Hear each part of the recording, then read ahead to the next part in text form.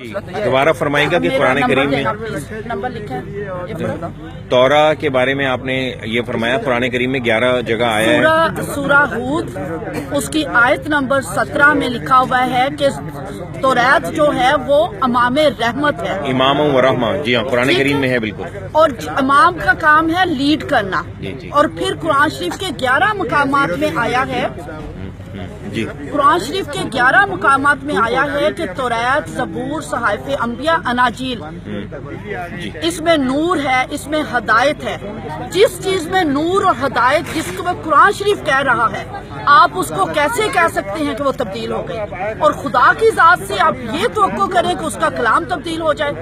نہ توریت تبدیل ہو سکتی ہے، نہ زبور تبدیل ہو سکتا ہے، نہ اناجیل، نہ صحائف انبیاء. خدا کا کلام اٹل ہے اور لا تبدیل ہے. اچھا، میرا اگلا سوال یہ ہے کہ بڑا مشہور ہو رہا ہے آج کل سوشل میڈیا میں کہ میری کرسمس نہ کہیں، اس کا مطلب ہے خدا نے بیٹا جنا، جبکہ ڈکشنری میں اس کی میننگ جو ہیں وہ یہ نہیں ہے. اس کا مطلب یہ ہے کہ عیسیٰ کی ولادت مبارک ہو.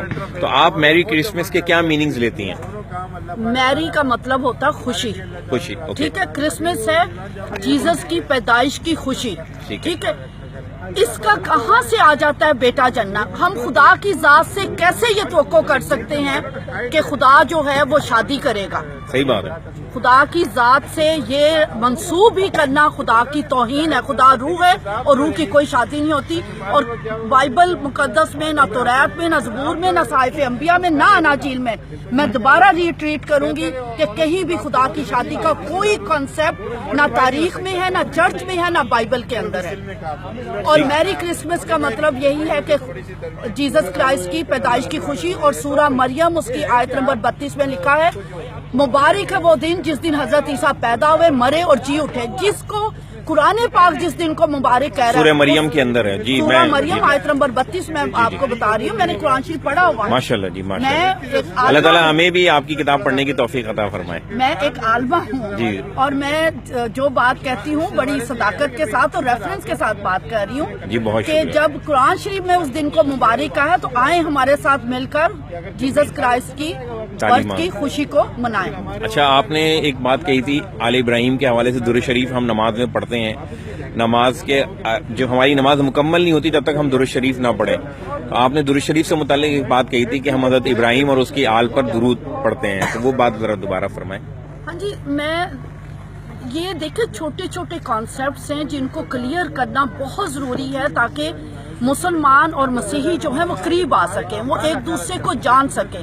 بالکل ٹھیک ہے. قرآن شریف میں آپ 5 نمازیں پڑھتے ہیں، سورہ فجر، ظہر، عصر، مغرب، عشاء. اور اس میں آپ اگر رکھتے دیکھا جائے تو 50 رکھتے ہیں. اور ہر رکعت کے بعد جب آپ نے درود شریف کی تلاوت کرنی ہے، اللہم صلی علی محمد کما صلیت علی ابراہیم وعلی آل ابراہیم، ہر نماز کے آخر میں ایک مرتبہ پڑھتے ہیں. ٹھیک ہے، پڑھتے ہیں نا.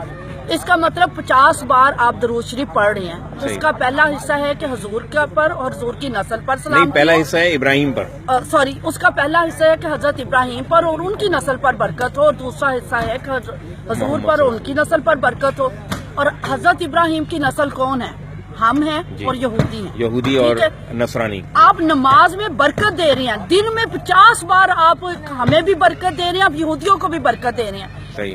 لیکن جیسے نماز ختم ہوتی ہے خطبے میں کیا ہوتا ہے؟ یہودیوں پر لعنت، اور جماعت کہہ دے گی آمین. آپ بتائیں کہ آپ نماز میں انہیں برکت دے رہے ہیں. رب پاک نے برکت دینے کا حکم دیا اور توریت میں لکھا ہوا ہے، حضرت ابراہیم نے خود فرمایا، خدائے قدوس نے فرمایا کہ جو تجھے مبارک کہے گا اور تیری نسل کو مبارک کہے گا میں اسے برکت دوں گا. آپ نماز میں برکت دے رہی ہیں تو پلیز الفاظ سے بھی انہیں برکت دیجیے. اچھا، آپ کا کوئی فیس بک ہے جس میں آپ کو ایڈ کر سکیں، لوگ فالو کر سکیں آپ کی چیزوں کو پڑھنے کے لیے اور جاننے کے لیے؟ فیس بک میں نہیں ایسی چیزیں لکھتی، لیکن میرے پروگرامز ضرور آتے ہیں میرے اور میرے ہسبینڈ کے. میں آرڈینڈ پاسٹر ہوں. ٹھیک ہے. اور یہ کیا ہوتا ہے؟ جیسے آپ کے مولوی صاحب ہوتے ہیں عالمہ، میں عالمہ ہوں. اچھا. آرڈینڈ عالمہ ہوں. 4 سال کا کورس ہوتا ہے. ہاں جی 4 سال. ہمارے یہاں بھی مولوی عورتوں کا 4 سال کا ہی ہوتا ہے. میں نے بھی 4 سال کا عالمہ کا کورس کیا ہوا ہے. اور قرآن شریف کو بھی بخوبی پڑھا ہوا ہے. تو آپ ہمیں یہ میسج یہ کہیں گے کہ ہمیں جیسے قرآن کریم سمجھ کے پڑھنا چاہیے تو ہمیں یہ انجیل بھی سمجھ کے پڑھنی چاہیے؟ میں کہوں گی کہ آپ کو توریت، کیونکہ آپ کا قرآن شریف کہہ رہا ہے کہ وہ امام رحمت ہے، بالکل ٹھیک اور ہے. جس چیز کو قرآن شریف امام کہہ رہا ہے اس کو آپ کو جاننے کی ضرورت ہے. آپ قرآن شریف کو بھی سمجھ کے پڑھیے، آپ توریت، زبور، صحائف انبیاء اور اناجیل کو بھی سمجھ کے پڑھیے. یہ خدا کا حکم ہے. بہت شکریہ. Thank you very much. Thank you.